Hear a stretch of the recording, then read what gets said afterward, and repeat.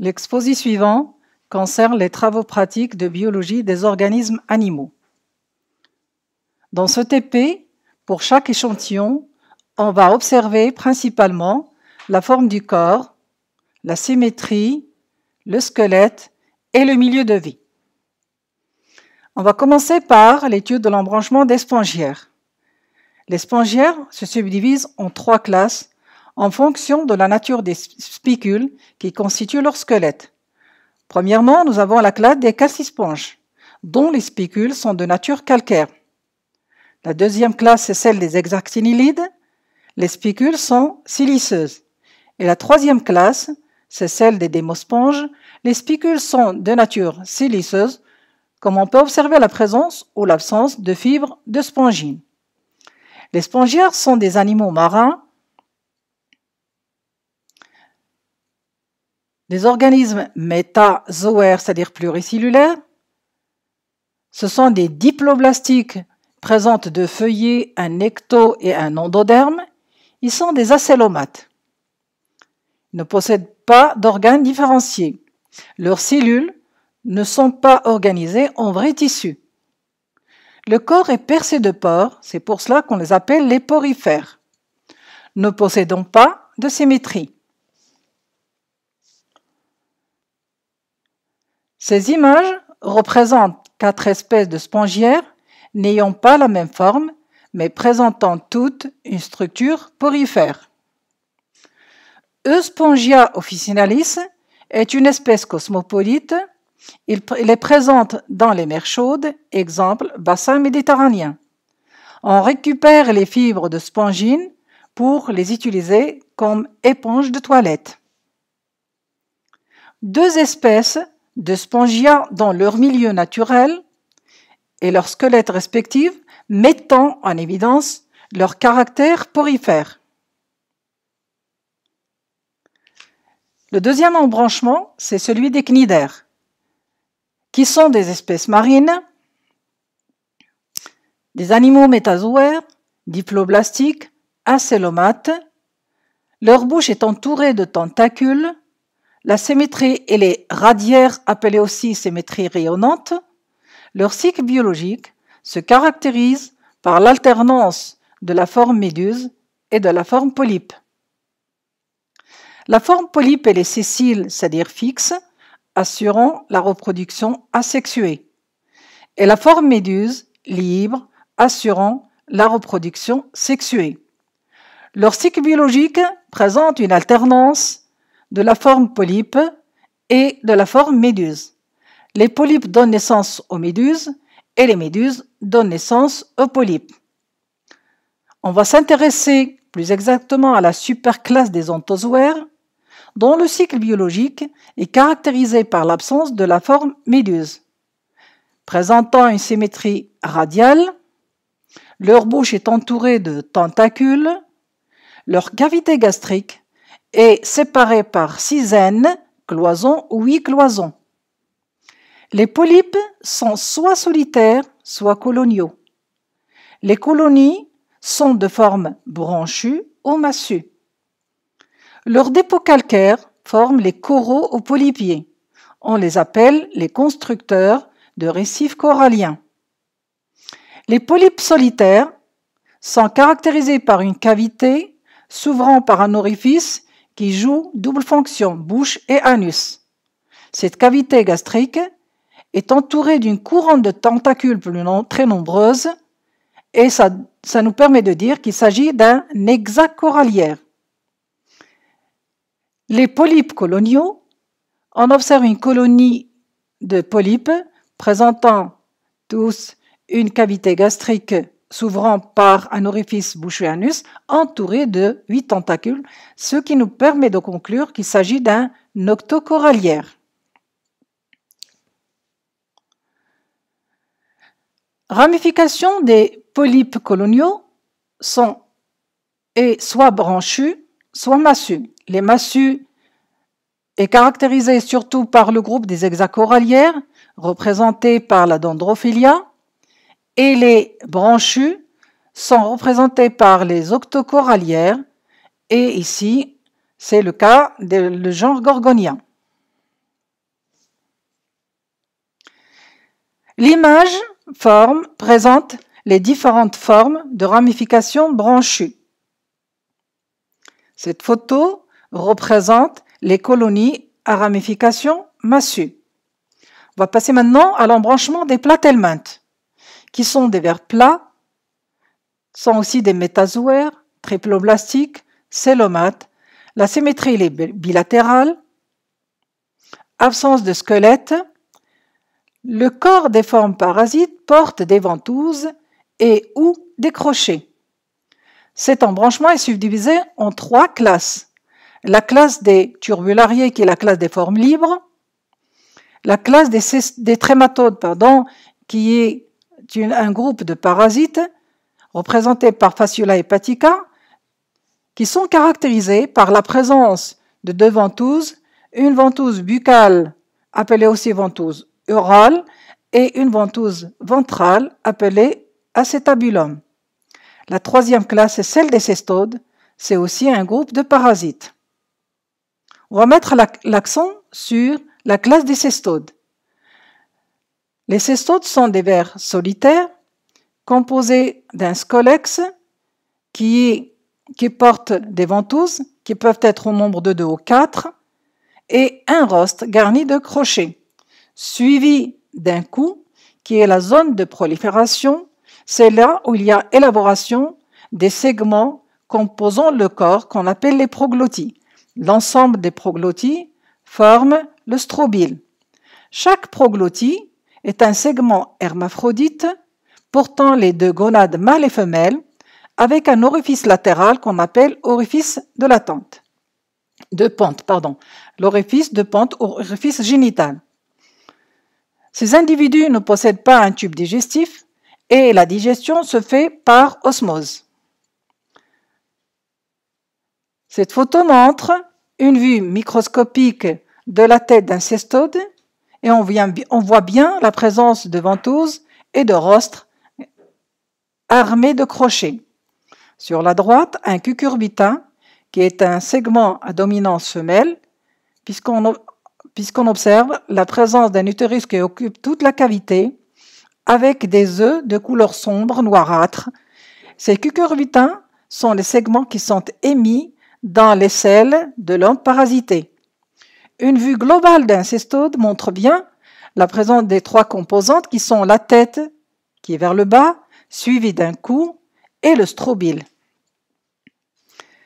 Embranchement des nématelmintes, qui sont des vers ronds, métazoaires, triploblastiques, célomates, bouche munie de 3 grosses lèvres, la symétrie est bilatérale, le corps recouvert d'une épaisse cuticule, le tube digestif est le complet, absence du squelette et l'extrémité postérieure du mâle est munie de spicules, ce qui reflète le dimorphisme sexuel chez ce groupe.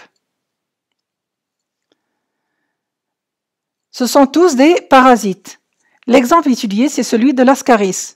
Sur la photo, nous avons une portion intestinale infestée par l'ascaris. Le cycle biologique de l'ascaris se résume par l'ingestion des œufs matures qui vont passer dans le tube digestif où ils vont éclore pour donner la larve. Cette larve va percer la paroi intestinale, rejoindre la circulation, aller vers le cœur, du cœur vers les poumons, où les larves vont subir leur maturité. Il va y avoir un retour de ces larves vers le tube digestif en avalant le crachat. À maturité, ces individus, l'ascaris, vont se féconder et donner des œufs. Ces œufs vont être émis à l'extérieur via les selles.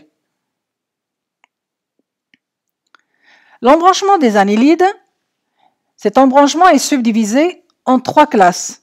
Par la présence et la densité de soie, on a la classe des polychètes où les individus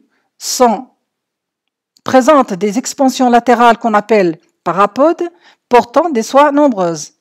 La 2e classe est celle des oligochètes. Les soies sont peu nombreuses et il y a absence de parapodes. La 3e classe est la classe des achètes qui présente une absence de soie et de parapodes. Les annelides sont généralement des vers aquatiques, sont des métazoaires, triploblastiques, célomates. La symétrie il est bilatérale. Le corps allongé métamérisé. Tube digestif complet. Absence de squelette. On va essayer de voir les trois genres illustrant les trois classes. Premièrement, le genre Nereis. La tête de Nereis est caractérisée par la présence de 4 paires de tentacules indiquées par les petites flèches noires. Juste en avant, nous avons la présence des palpes qui sont biarticulées et entre les deux palpes, la présence de 2 petites antennes.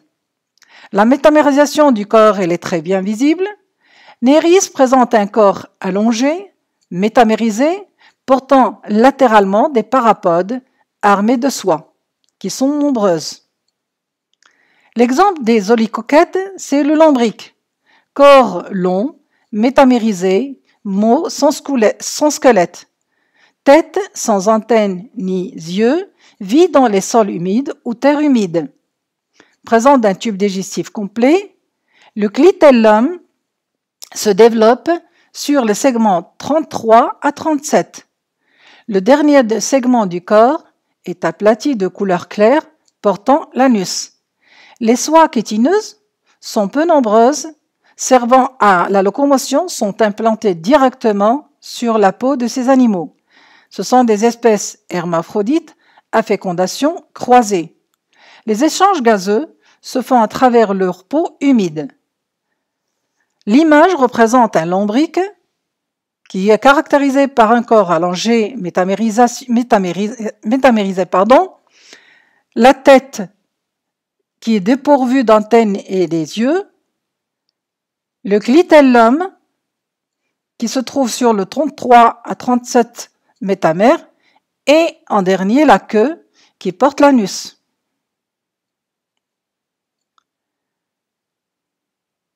L'exemple des akètes, c'est les sangsues. La sangsue, là aussi on voit un corps allongé métamérisé avec la présence de 2 ventouses, une ventouse postérieure très large et une ventouse buccale qui sert pour la succion. C'est une espèce parasite vu la présence des ventouses, c'est un hématophage et aussi c'est une espèce aquatique parce qu'il vit dans l'eau.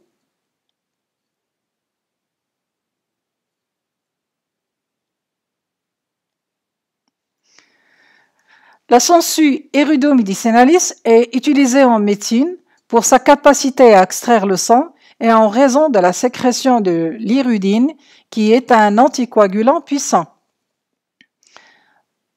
L'embranchement des mollusques, qui est subdivisé en 7 classes, 3 classes sont les plus intéressantes. C'est la classe des gastéropodes caractérisée par une masse viscérale spiralée, la classe des lamellibranches appelée aussi bivalves dont la coquille présentée se caractérise par la présence de 2 valves et la classe des céphalopodes qui présentent des pattes au niveau de la tête.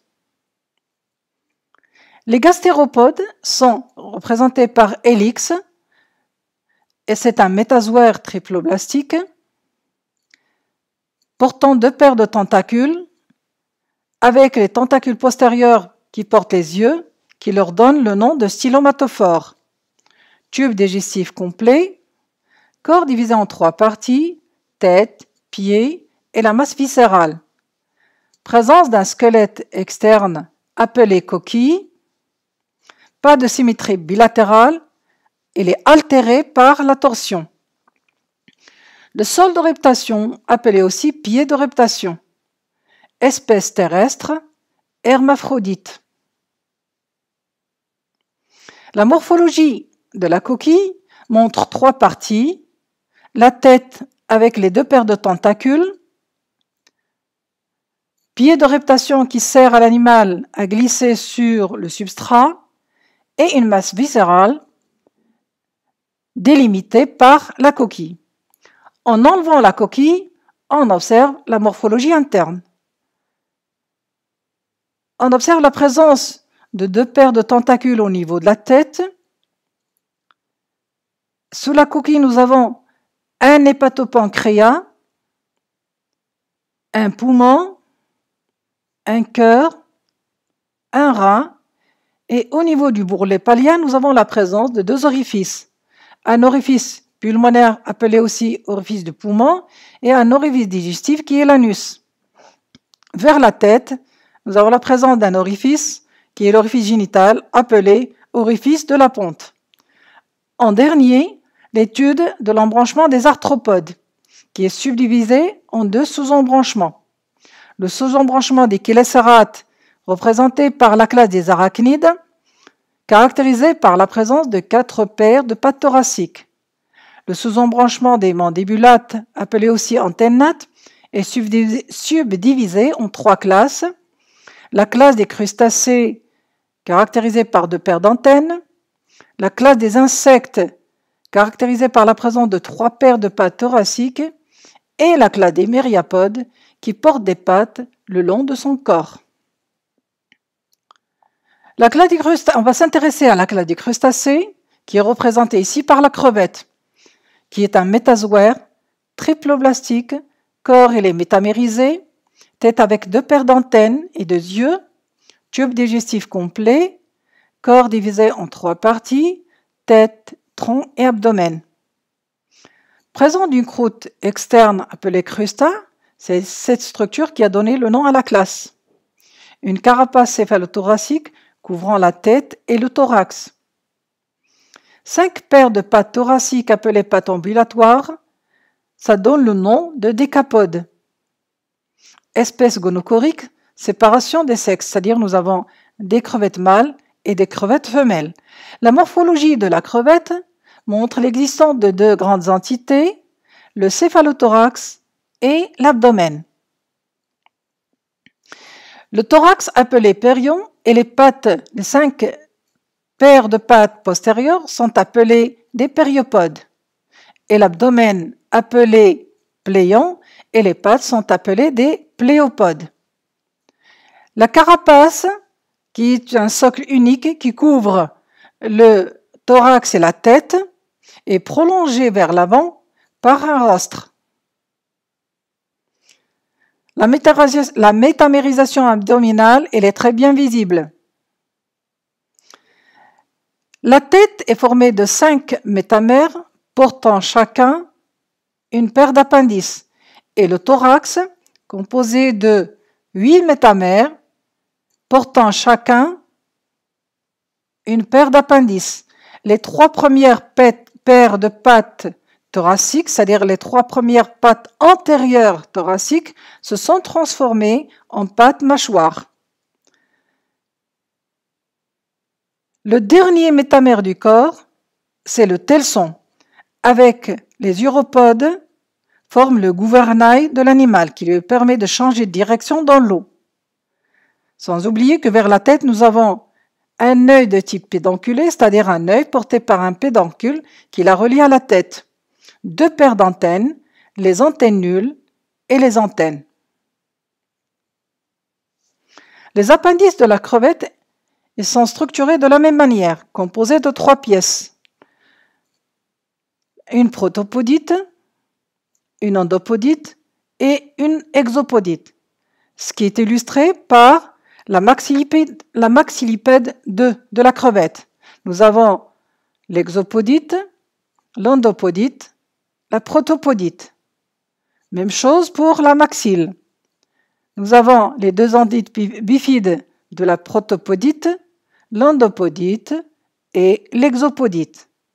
La maxillule, qui est la plus petite pièce buccale de la crevette, est composée de 2 ondites, d'une endopodite et d'une protopodite, et enfin la mandibule, qui est composée d'une palpe mandibulaire, d'une protopodite, d'une région incisive, d'une région molaire, qui constitue les endites masticatrices, et un apodème. Cette vidéo est accompagnée d'une deuxième vidéo présentant la dissection de la crevette.